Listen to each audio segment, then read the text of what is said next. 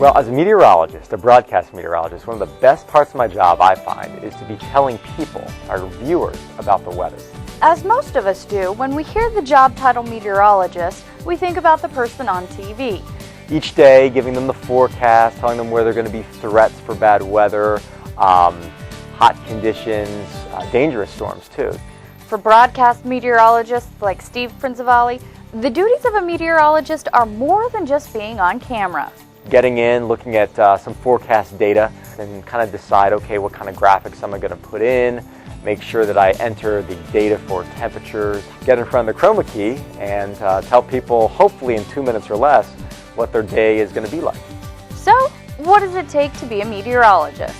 Meteorology and our atmosphere in general is governed by equations in math, as well as a lot of principles of science, physics, chemistry, and even you have to know how to run computers pretty well too. It's a lot more than math and science. It's learning how to communicate, also just good English skills, grammar skills, pronunciation. So there's a lot more than just standing in front of the camera and giving the forecast.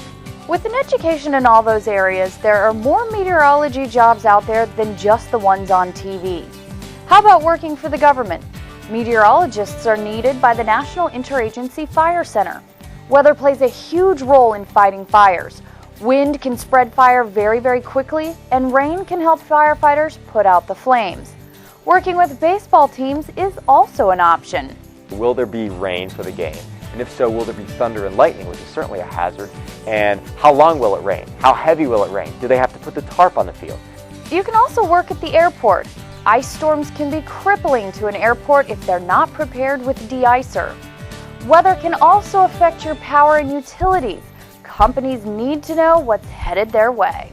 It helps them make decisions if a hurricane might be coming ashore, what they might need to do for their customers, and just to better prepare. You could even be one of the hurricane hunters. Fly an aircraft into the center of a hurricane. Education and research are also large employers of meteorologists. I really enjoy getting out and talking to the schools, talking to the kids. It's that kind of thing that hopefully will inspire future meteorologists. Well, no matter what type of weather job you pick, the education is the same and starts as early as elementary school.